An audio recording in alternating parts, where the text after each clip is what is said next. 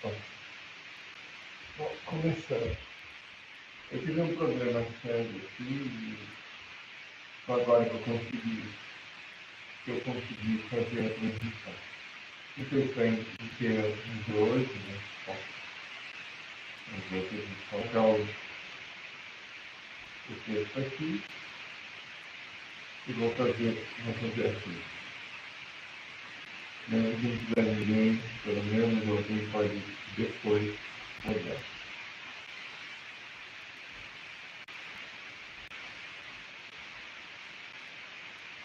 Oi, Fernando. Mil desculpas, mas hoje eu tive um grande problema técnico aqui. Bom, agora estou conseguindo entrar. Eu sei que você nem tirou ter ido embora. Ah, sim, verdade. É bom você me lembrar.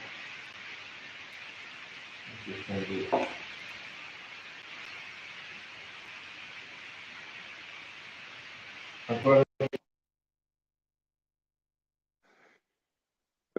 agora com certeza sei que melhora o áudio. Vocês me desculpem, mas eu tive um grande problema técnico aqui e não consegui entrar antes. Em todo caso, agora a coisa está regularizada. Márcia, obrigado. Fernando, obrigado pela paciência. E acho que tenho que agradecer o Leider se ele ainda entrar hoje. Não sei como que vai estar, mas de qualquer jeito, se o som tá bom, a gente já pode fazer alguma coisa, né?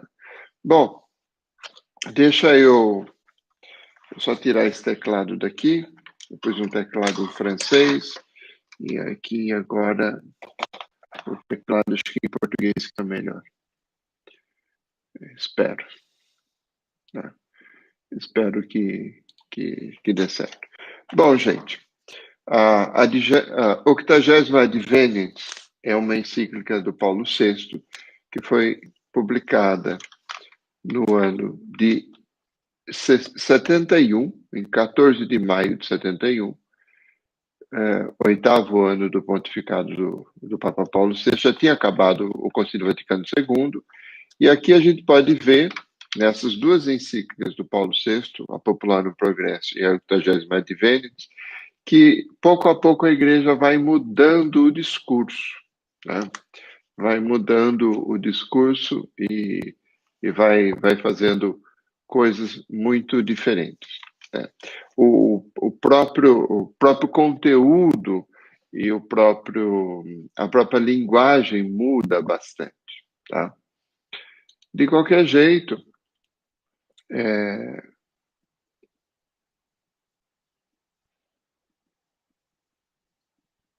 desculpe, Fernando, mas muito obrigado de qualquer jeito você estar aqui. De qualquer jeito, quando a gente pega, por exemplo, a 80ª Adveniens, ela não é escrita é uma carta apostólica, não é uma encíclica. Ela não é escrita para todo o povo de Deus, mas ela foi escrita para o cardeal Maurício Roy, que era, na época, o presidente do Conselho dos Leigos e da Pontifícia Comissão Justiça e Paz. Ou seja, ela tem endereçamento para um texto justamente que precisa ser um dicastério, um secretariado do Papa, que precisa falar da justiça e paz, então ele dá o direcionamento. Bom, no número 1, ele diz assim, que o ensino dos predecessores, a doutrina da igreja, se faz em resposta às necessidades novas de um mundo em transformação. A igreja caminha, de fato, juntamente com a humanidade e compartilha de sua sorte no meio da história. Veja, mudou completamente o discurso, porque até o João 23, a igreja era portadora da salvação. Agora a igreja se coloca ao lado do mundo para caminhar com ele e evangelizar o mundo. Então, veja, mudou bastante o foco. Quando a gente fala, por exemplo, no número 4, ele vai dizer que ele vai colocar todas as situações do mundo e tudo tal, mas ele vai dizer que as comunidades cristãs, que cabe analisar com objetividade a duração, a situação própria do seu país e procura iluminá-la com a luz das palavras inalteráveis do Evangelho. Ou seja, não é que é uma doutrina fixa, pronta e acabada, mas a doutrina social da igreja é uma possibilidade de iluminação. Então, ela tem princípios de reflexão, tem normas de julgamento e diretriz de ação. Ou seja, ela quer mostrar que o evangelho não está ultrapassado. O ver, o julgar e o agir que o Papa cita aqui, princípios de reflexão, normas para julgar, diretriz de ação, são da ação católica de 42. Então, não é uma coisa nova na igreja. A igreja já tinha um certo caminho feito, tá? No número 7, ele fala que justamente a doutrina social da igreja, ela trabalha as questões, né? Trabalha as questões por conta da urgência, da amplitude e a complexidade dos temas. Então, não é uma coisa simples, tá? E aqui, no número 7 ainda, vai dizer que existem mutações tão profundas e tão rápidas, cada dia o homem se descobre como algo novo, interroga-se a si mesmo. E que a igreja tem necessidade de lançar luz sobre o porvir. Quer dizer, não está falando das coisas passadas, mas está falando de lançar luz sobre o porvir, sobre o futuro, né? O Papa Paulo VI, depois, a partir do número 8, ele vai colocar as situações, ele vai fazer uma espécie de panorama do mundo, onde ele fala, por exemplo, no número 8, ele fala das megalópolis, no número 9, ele fala da expansão industrial e do êxodo rural, né? No número 10, ele fala de novas formas de solidão. Desculpe. Eu não vou passar o Covid para vocês, não, viu?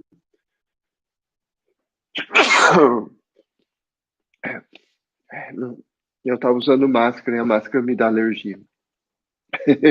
Bom, no número 10, ele estava falando de uma nova forma de solidão, que é uma solidão em meio à multidão.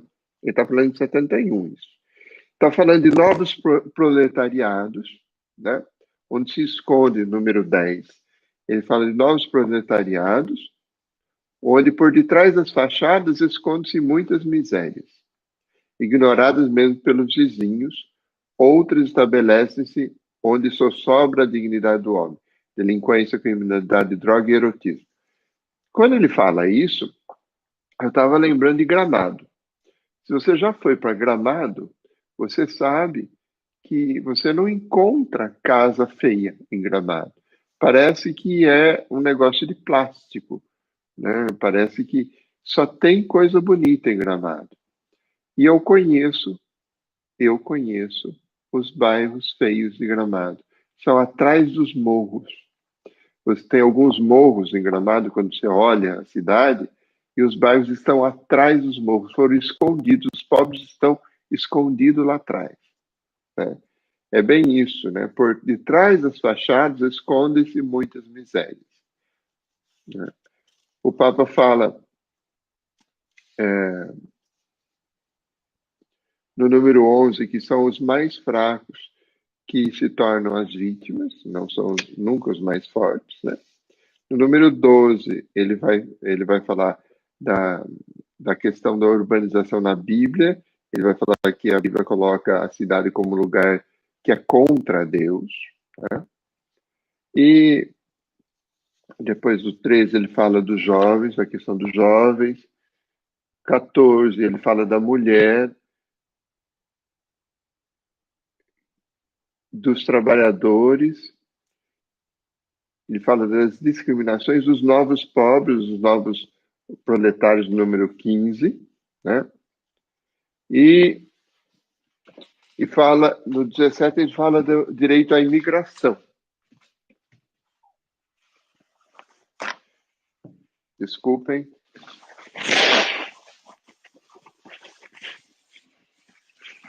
No número 17, ele fala do direito à imigração, né?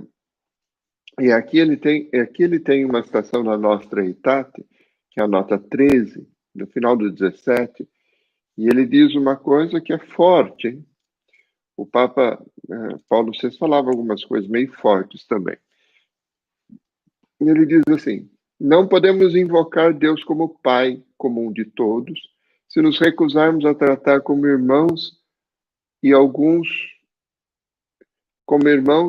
homens, criados à sua imagem. De tal maneira estão ligados a relação do homem para com Deus e a sua relação para com os outros homens, seus irmãos, que a Escritura afirma: quem não ama, não conhece a Deus. O texto da declaração Nostra Aetate. Ramon de sejam bem-vindos, tá? Amimi, não. Fé e Praxis. Antônio Lopes, seja bem-vindo. Desculpem o atraso, tive um problema técnico aqui bem, bem sério. Eu estou aqui no número 17, comentando o número 17 do documento, né? O documento está aí no começo, eu pus o link aí do Vaticano, se vocês quiserem acompanhar, tá? O Papa Paulo VI está fazendo um grande panorama da coisa toda, da situação do mundo. Então, ele já falou de discriminações dos trabalhadores, da mulher, dos jovens, do êxodo rural. Depois, número 20, ele fala dos meios de comunicação social. E, inclusive, no 20, ele diz que os meios de comunicação social são, pela própria ação, chegam a representar como que um novo poder, quase que um quarto poder, né? Bom, é bem interessante. Aí ele termina falando do meio ambiente. E aqui tem uma coisa bastante interessante que o Papa número 21, que o Papa Paulo VI fala, ele diz assim: por motivo da exploração inconsiderada da natureza, estamos em 71, hein? O homem começa a correr o risco de destruí-la e de vir a ser também ele vítima dessa degradação. Escuta o que ele vai dizer agora. Não só já o ambiente material se torna uma ameaça permanente, poluições e lixo, novas doenças, poder destruidor e absoluto. É mesmo o quadro humano que o homem não consegue dominar, criando assim, para o dia de amanhã, um ambiente global que poderá tornar-se-lhe insuportável. Interessante, né? No número 21, que é quase uma profecia para os dias de hoje. Fala de novas doenças e um ambiente global quase insuportável. Quase que ele está falando da pandemia, em 71. Depois, a partir do número 22, ele vai falar das aspirações humanas. E aqui tem algumas coisas interessantes, por exemplo. Quando ele fala, no 23, ele fala dos pobres, né? Entretanto, as discriminações étnicas, culturais, religiosas, políticas renascem continuamente. Tá? Está falando de discriminação. E aqui ele diz: o Evangelho, ao ensinar-nos a caridade, inculca-nos o respeito privilegiado pelos pobres e faz-nos ver a sua situação particular na sociedade. Os mais favorecidos devem renunciar a alguns dos seus direitos para poder colocar com mais liberalidade os seus bens a serviço dos outros. Ele está falando do Evangelho e dos pobres em 71. E é o Papa falando. Não é um teólogo da libertação, hein? Gustavo Gutierrez vai começar em 72, ele vai escrever o primeiro livro sobre a libertação da teologia e a teologia da libertação.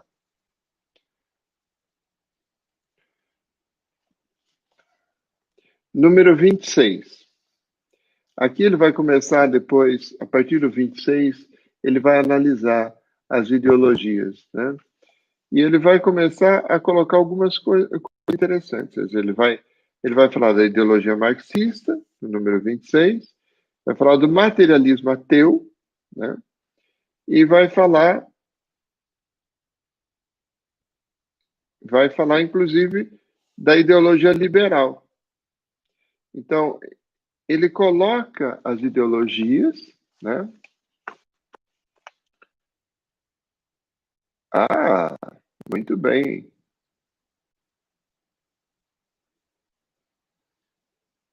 Antônio Lopes, você é doutor em ciência da religião, então você pode me ajudar aqui.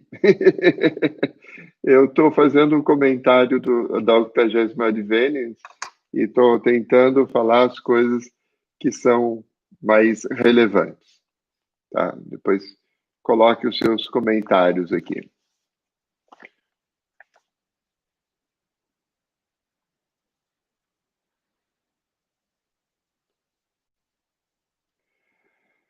Nem falo nada dessas pregações sobre salvação da alma, sobre o inferno, esse tipo de coisa, às vezes não vale a pena nem considerar. Eu estou fazendo essas lives justamente para que a gente possa ter outras possibilidades de leitura e de interpretação, né? Eu costumo dizer que a doutrina social da igreja é o nosso grande segredo católico.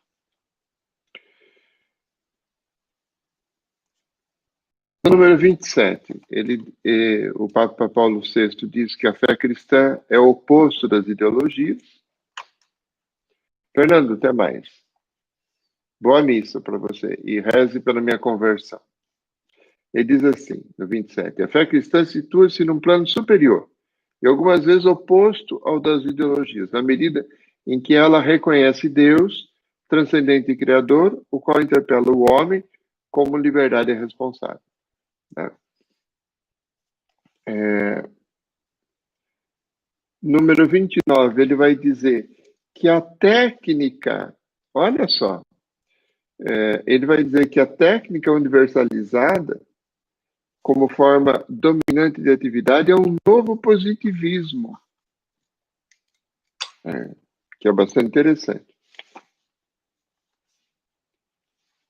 O tecnicismo como novo positivismo, número 29. Depois, no 32, ele faz quatro situações sobre o marxismo.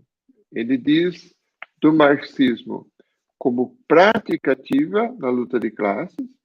Depois ele diz o marxismo como exercício coletivo de um poder político. Ele difere a ideologia socialista do materialismo histórico e ainda o marxismo como atividade científica, como método rigoroso de exame da realidade. Ou seja, ele faz quatro diferenciações no marxismo. Isso é uma qualidade intelectual bastante interessante para o Papa Paulo VI. Mas ele não fica só no marxismo. No 35, ele vai dizer do neoliberalismo. Por outro lado, assiste-se também a uma revolução da ideologia liberal. Os cristãos que se comprometem nessa linha, falando do liberalismo, não terão também eles tendência para idealizar o liberalismo sem criticá-lo, né? Ele coloca depois, no 37, ele vai falar do socialismo burocrático, né? Vai falar do capitalismo e da democracia autoritária, ou seja, ele coloca os três pés, o tripé, né? Socialismo, capitalismo e ditadura. Democracia autoritária, né? Ou seja, ditadura. Ele critica os três, né? E ele diz que nós estamos num tempo de renascer das utopias, né?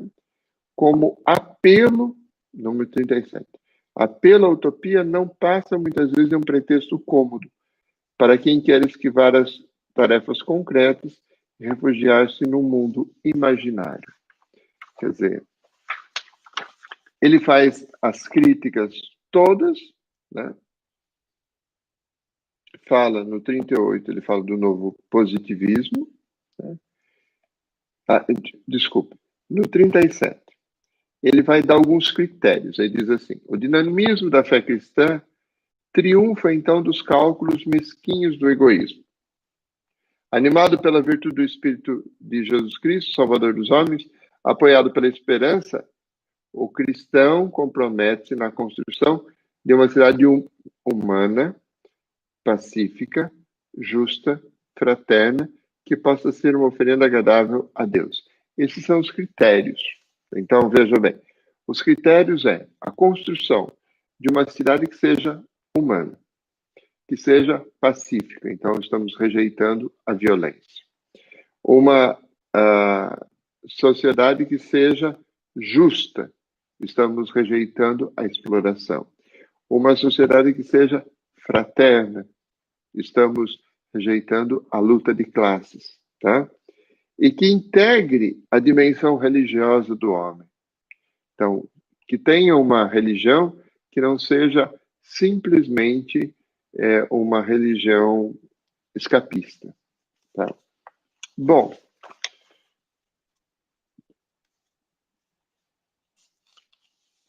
ele fala no 41, ele diz o progresso, que o progresso se tornou uma ideologia onipresente, e aqui no 42, quando ele vai começar a falar dos novos problemas, né? Ele faz uma definição de doutrina social da igreja que é extremamente interessante, né? Ele diz aqui: a doutrina social da igreja, com toda a sua dinâmica, acompanha os homens de tal busca diligente. Ou seja, o que ele está dizendo é que a doutrina social da igreja não pode ser encarada como uma doutrina fechada, quadrada e pronta. Ela evolui. Ao contrário, se ela não intervém para autenticar uma estrutura estabelecida ou para propor um modelo pré-fabricado, também não se limita a recordar alguns princípios gerais.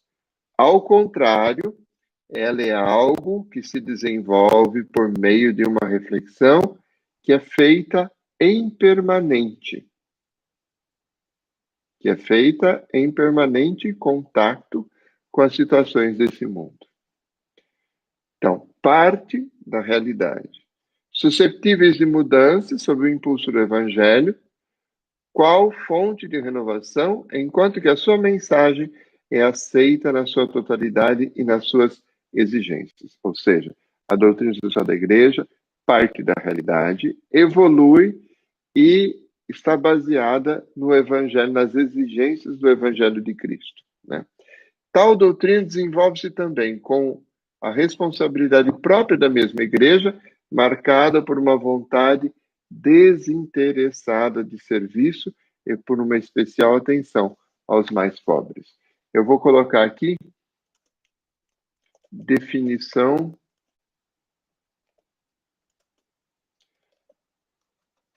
da doutrina social da igreja. Eu pus DSI, da doutrina social da igreja, DSI, tá? Essa é uma definição que a gente deveria guardar. Se o documento não valer para nada, valeu por essa definição, porque ele coloca muito bem uma questão da doutrina social da igreja.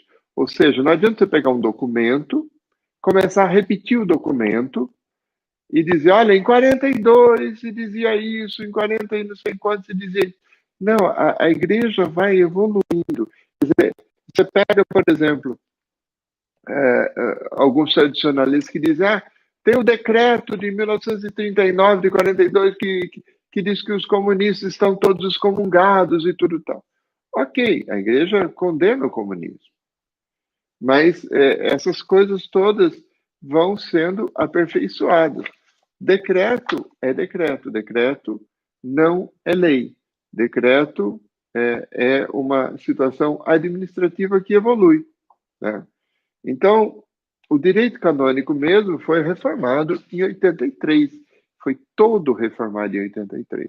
Então, a gente precisa lembrar desse tipo de coisa. Senão, a gente fica numa doutrina social da igreja que parece que parou naquele tempo, né? Número 44, ele cita a questão das multinacionais, né? Em 71. Né? E aqui, a partir do 48, ele vai chamar para ação.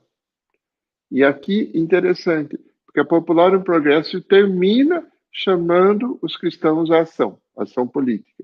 E aqui ele termina falando do 48 até os 52, que é o finalzinho, ele faz uma chamada para ação, né? A igreja, ele diz, 48, a igreja enviou uma missão apostólica para o meio dos trabalhadores e sacerdotes que, compartilhando integralmente a condição operária, aí são testemunhos da sua solicitude, da sua diligência e da sua atitude de procura, né? Não foi porventura para ser fiel a esse desiderato que a igreja enviou em missão apostólica para o meio dos trabalhadores, sacerdotes. É bem isso, quer dizer, ele começa dizendo, olha, a ação católica de 42 ainda é válida, né? E nós temos que aumentar e melhorar, no sentido de que precisamos chamar as pessoas para ação política, para ação social, para o Papa, quando se diz que que essa geração só falava da ação social, está se dizendo que essa geração da época de 70, 60 e pouco, 70, é uma geração que foi atrás do que o Papa dizia, né? Então, você tem um documento chamado 80 Adveniens, do Papa Paulo VI, publicado em 71, que tem algumas advertências extraordinárias, falando de meio ambiente, de multinacionais, de novos operariados e tal, né? E acho que a força do documento está mais na constatação do que ele faz, como, como o que é o mundo, e depois na chamada à ação. Agora, naquele número 42 que eu escrevi aqui, vale a pena a gente manter isso como definição da doutrina social da igreja, para o antes e para o depois, né? Isso vale a pena. Gente, eu queria um pouco a participação de vocês. Diácono Antônio Lopes, você que é formado em Ciências da Religião, doutor em Ciências da Religião, o que você acha desse documento? Você tem alguma experiência com esse documento? Você pode partilhar alguma coisa com a gente?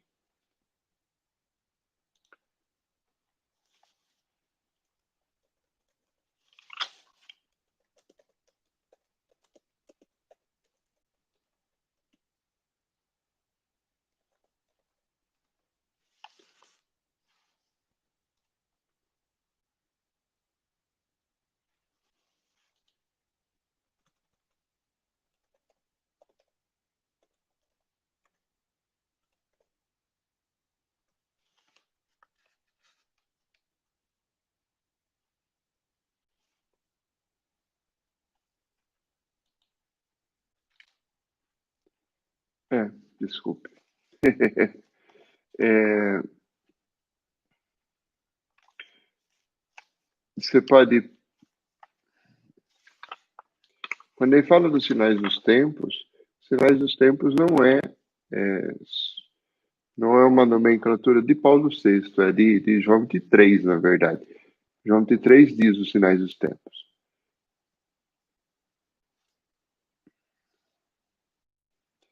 Sim, sim, Evangelho anunciando, ela é bem...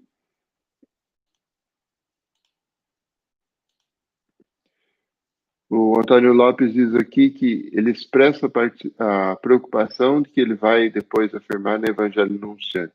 Isso é bem verdade, Antônio. Isso é bem verdade. O Papa Paulo VI tem umas coisas interessantíssimas.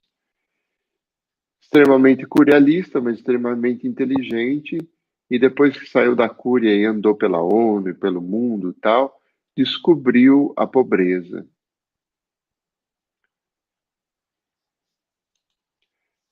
Eu queria...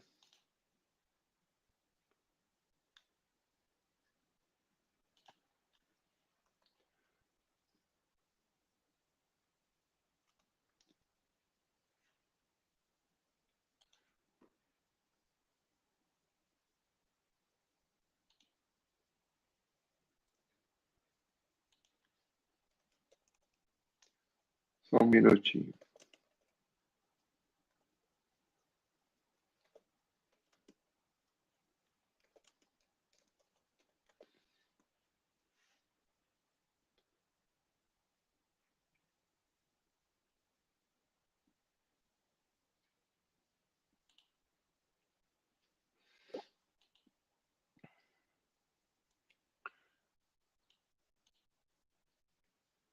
Oi, Leider, tudo bem com você?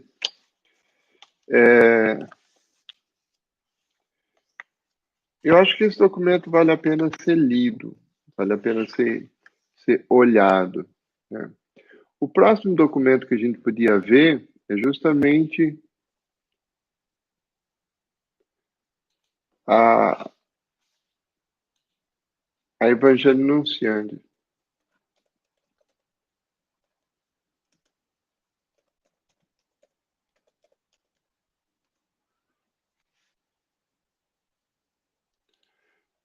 De 8 de dezembro de 75. E se vocês forem estar aqui semana que vem, eu espero não ter mais o problema que eu tive essa semana, foi a primeira vez que eu atrasei desse tanto. Eu acho que valia a pena a gente já ter, por exemplo, lido esse texto que eu pus agora o link aqui, né?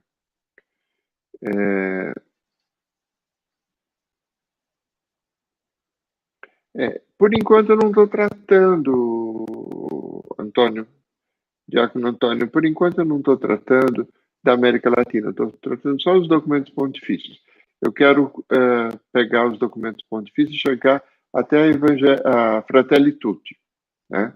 E depois a gente, quem sabe, começa a trabalhar os textos da América Latina, né? Tem outros textos que a gente podia, que a gente podia pensar também na África, na Ásia e tal.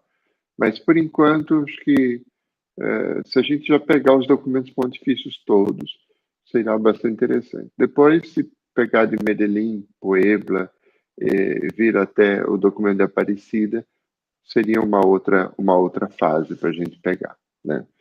Eu tive a vantagem, uns anos atrás, de escutar o Papa Francisco na Basílica de São João de Latrão, ensinando o documento de Aparecida para o mundo todo. 2.000 missionários da misericórdia, 2.000 não, 1.000 missionários da misericórdia, desculpe, na Basílica São João de Latrão, escutando o Papa falar sobre o documento de Aparecida em italiano, claro, e eu escutando, conhecendo o documento original em português, achando, achando ótimo, né?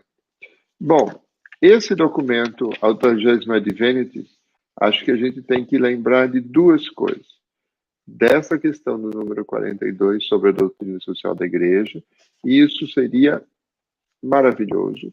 e outra das denúncias que o Papa faz, tá? Semana que vem, desculpem a demora de entrar e tudo, mas semana que vem a gente vai fazer a Evangelho Nunciante. Diga, diácono, gostaria de divulgar melhor o seu trabalho nos grupos que participam, mas para isso necessito da temática ser tratada e do link de acesso. Bom, o link de acesso eu coloquei. A temática a ser tratada vai ser justamente a Evangelho Nunciante. Tá? O link de acesso. Canal Ser Cristão Hoje.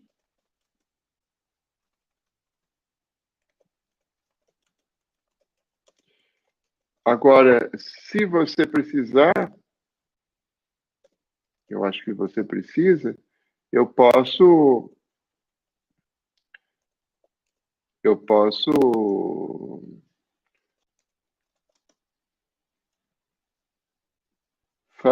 fazer um link daqui a pouco e mandar para você.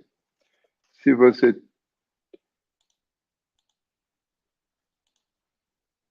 vou deixar aqui o meu número do WhatsApp, tá?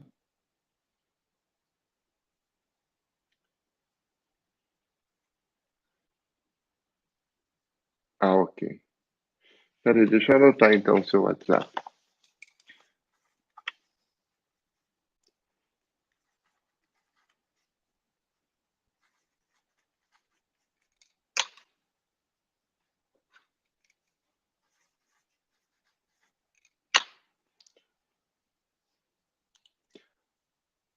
Ok.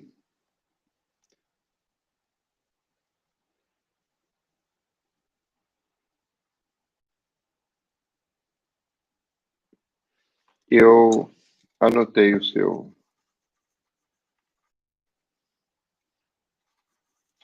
Eu te mando daqui a pouco, Diácono, o link para você, tá? Por Leide também. Maria Carlos, muito obrigado. Leide, obrigado. Eu vou fazer o seguinte, eu vou montar, deixar já o link pronto para a semana que vem no YouTube, mando para vocês pelo WhatsApp. Márcia, eu acho que eu não tenho o seu WhatsApp, mas você está conseguindo entrar, então você não tem muito problema, tá? De qualquer jeito, estamos no mesmo canal. Semana que vem, segunda-feira que vem, na mesma hora, 8 horas aqui, 4 horas aí, a gente começa a falar da Evangelho Anunciante, que também vai falar do anúncio do Evangelho, e o anúncio do Evangelho, ela vai dar algumas dicas bastante interessantes, e vai revolucionar a Evangelho Anunciante, revoluciona toda a questão da pregação do Evangelho anterior ao Vaticano II. Então, acho que isso é para ser bem pesado, tá? Obrigado, Diácono. Eu fico, eu fico contente. Eu estou realizando esse trabalho porque eu acho que a internet só tem tradicionalista atualmente. Só tem gente falando bobagem, falando contra o Papa Francisco e falando aquilo que não sabe, que não leu. Então, acho que pelo menos o YouTube fica essas coisas como uma biblioteca depois, tá? E eu vou mandar uma mensagem para você daqui a pouco, a gente combina as coisas em particular, tá bom? Eu queria terminar, como eu sempre faço, dando uma bênção para todos vocês. Espero que vocês aí do Brasil sejam abençoados, livres do mal e do Covid, e que possam ser mais fraternos e sem essa praga do Egito que, que chamamos de presidente da República do Brasil. Bom, o Senhor esteja convosco, Ele está no meio de nós. Abençoe-vos o Deus Todo-Poderoso, Pai, Filho e Espírito Santo. Amém. Deus abençoe, Deus ilumine a todos vocês. Muito obrigado.